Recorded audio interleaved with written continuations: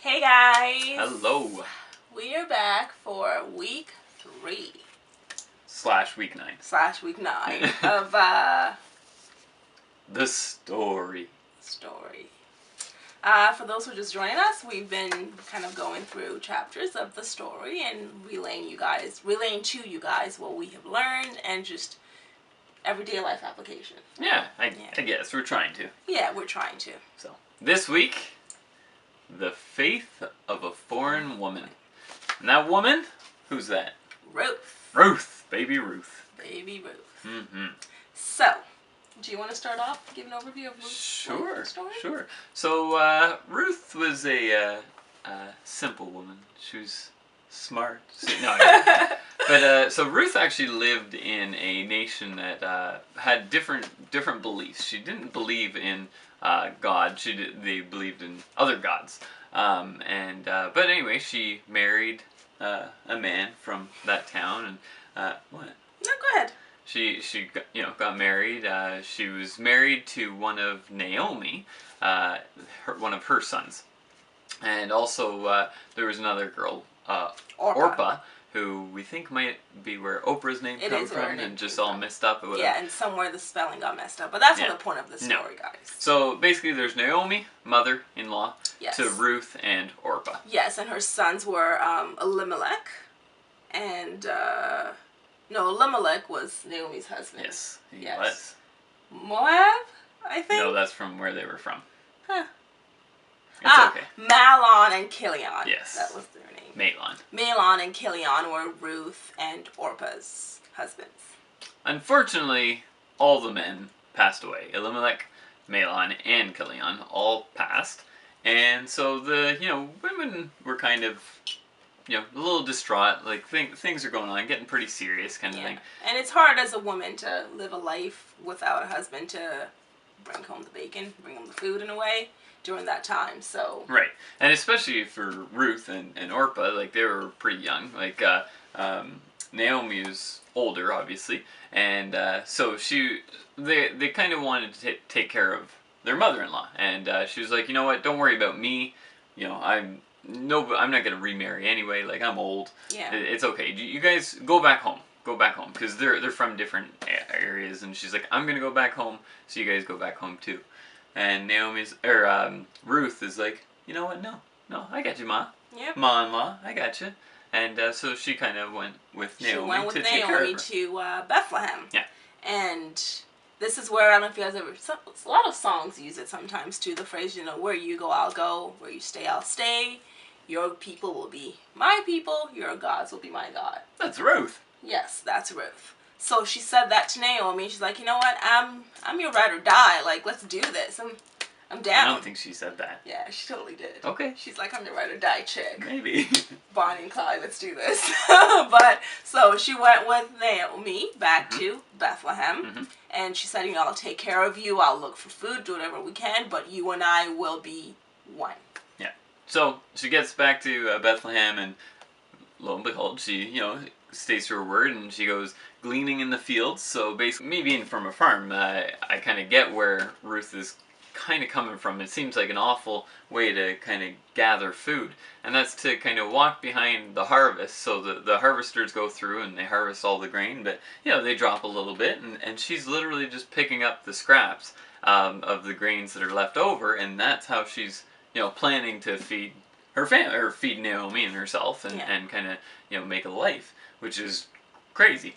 But luckily enough, comes along a kinsman's redeemer. Kin's redeemer, no kinsman.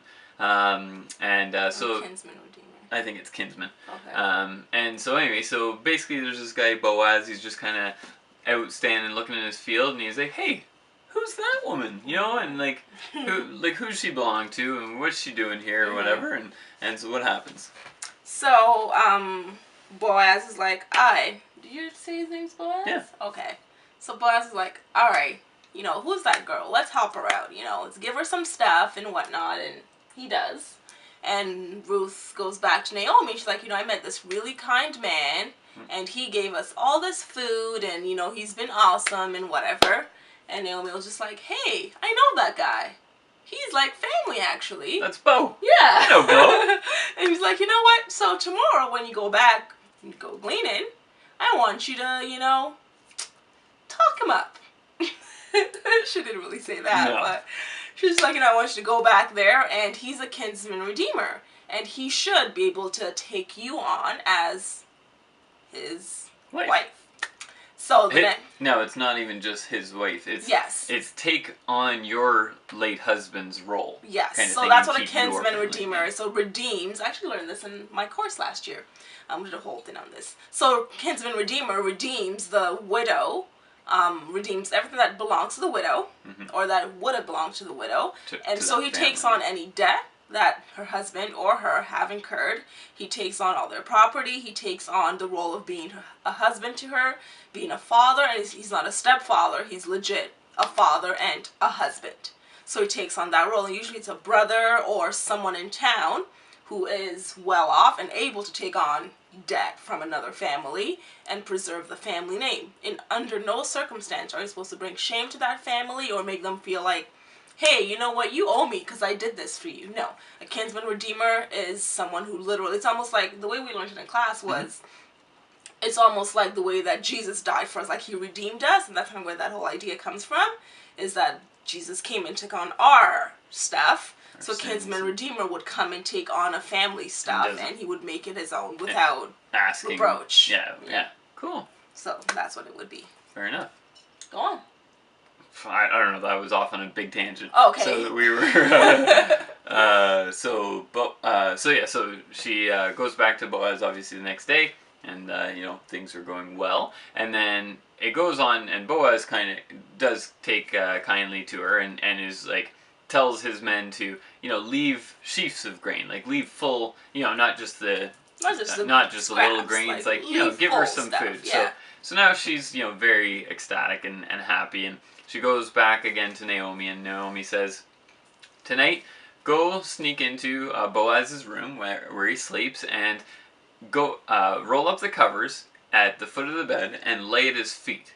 And so that was symbolizing kind of a sign that I'm here for you. I'm available. I am willing. I'm ready. Yeah, it's like you're not seducing him. Yeah. You're not trying to be. You're saying, you know, I'm laying myself to you. I'm offering myself to you, and being humble and doing so. If you accept. If you accept, yeah. Let me come up under the covers instead of sitting at your feet. Yeah. Like, that just is very degrading.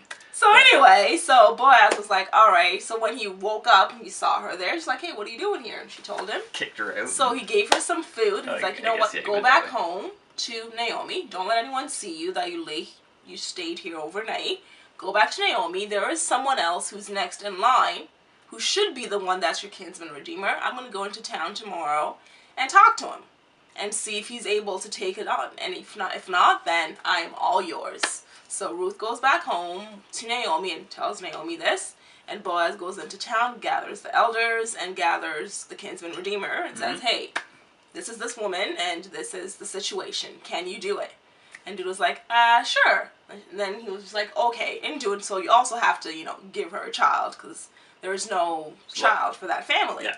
So you have to also give her a child and take her on as yours. Geez.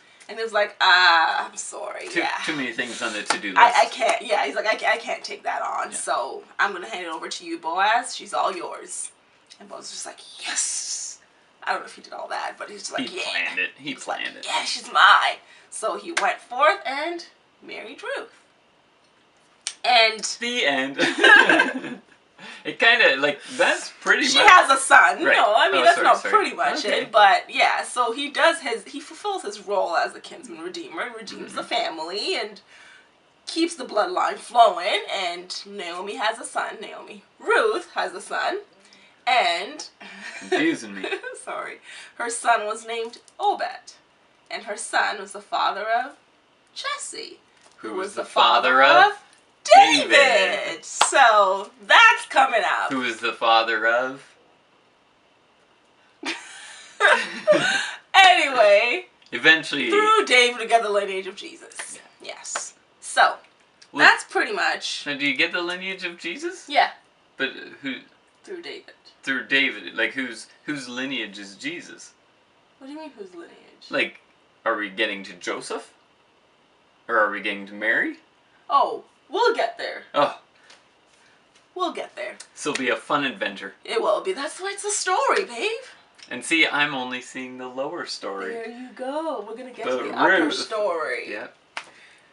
Anyway, so let's get to the point of the lessons to be learned in Ruth's story. And the first act of Ruth's situation, Ruth and Naomi's situation, is that sometimes in life, opportunity comes disguised as a crisis. Everybody dying. Yeah. That's a big crisis. Yeah. Like, your husband, your brother-in-law, your father-in-law. Just a bad time. Yeah. And for a lot of people in the situations like that, it's easy to cave, it's easy to give up, and to feel like the world is just completely against you. Mm-hmm. And maybe that's what Orpah did. Maybe she did, maybe she didn't. We don't know, but she went her way, and we never heard about her again or anything in her life. But Ruth was just like, you know what? No. I am going to stay true to the course. Ooh, that was a serious one. Bless you. It wasn't me. Nothing happened. Keep going. And Ruth was just like, you know what? I am going to stay the course. And I'm going to go forward with this. And in that, we realized a great opportunity that came her way. She is now in the lineage of Jesus. Like, that's pretty phenomenal. She is the lineage. There you go. Like, it's really, through her and Boaz. If she didn't go lay at the foot of his bed, who knows what would have happened? I wouldn't be here. Who knows? Yeah, like, it would have been crazy. A lot of things. A lot of crazy different. things. But she did take that. And in that situation, I think we learned something that I think we all experience, is that the experience of loss should not be the defining moment of our story. And I feel like that is so hard to do sometimes, because when you're in the moment and you're feeling pain and loss, you feel like my life just did a, 180 and just went the other way around, and this is going to be it. And it's hard to look above that lower story into the upper story, that I could use this pain for something great. There's bigger things. There are bigger things yet to come. Like, it sucks now, it hurts, I don't want to be here. But if I can just stay the course for a little bit longer, there's got to be a rainbow somewhere ahead. Mm-hmm. And we have to, try to look past that, as hard as it might be. Because I'm not saying it's easy at all. Like, hands down, it ain't easy. But I think, we have to try to not let it be our defining moment. Because you can either choose to look positive or look negative, and what? No, keep going. Or go the negative way, and really your life could come to an end. Through you could spiral down out of control into something crazy. And if only you're just taking this turn instead of this turn at that defining moment, the story could have been something different. Mm-hmm. Absolutely. Yeah. You want to go on? No, I think they got that. Okay. From about 8 different aspects, I think you guys understand. Yeah. You want to get to the next one? What's the last one? Crisis? Your next one. Crisis sets the stage for God's blessing. See, it's like, these are your notes. Yeah, but you can still use them. Crisis sets the stage for God's blessing. This ties into kind of last week's topic when we talked about developing character. Because it's in the time of crisis that our character really gets put to the test. It really gets put to the test, and we really get to use the character that we've been building during the good times. And it's really like, I think, what? just way over there, okay. Anyway, so character at that point distinguishes you and helps you stay the course, helps you stay strong, helps you make the right call, the right turn, and really just, get through the turning point. Mm-hmm. Yeah. Anything else I want to cover in there? No, it looks like you got it all. Okay. We're such cheaters. We gotta not read so much. I memorize my parts. I'm just saying. I practice. I'm not good with memorizing stuff. That's just, Mal and Iverson right here. Anyway, so the point here is, remember guys, there's always an upper story. God is always at work in our lives, whether we see it or not, whether we, are able to look past our inner selves and inner moment or whatever to see to that. Mm-hmm. It's always there, working through our circumstances, and we always have to try to make a decision to let our character build us into taking opportunity during moments of crisis. Yeah, and really seeing, challenging yourself to see that positive that will come. Yeah. Because it's there. It's always there. The smallest thing, just got it. Yeah. It's there. Just Yeah. find that little piece of strength in you, that little thread, and hold on for It's dear not, life. It's not easy. No. We're not saying that by any means. No. But yeah. It's there. It's there. All right. All Thanks, right. baby Ruth. Thank you for tuning in, guys, and we will see you next week. What's next week's? Next week is Standing tall, falling hard. Ooh, you know who I think David that is? and Goliath. I think so. Nailed it. I think so. So, see you for that exciting story next time, We guys. might be completely wrong. We could be but that's completely okay. wrong. But it just sounds like a great title for does. David and Goliath. Yeah. We'll see. Anyway. Alright, bye guys.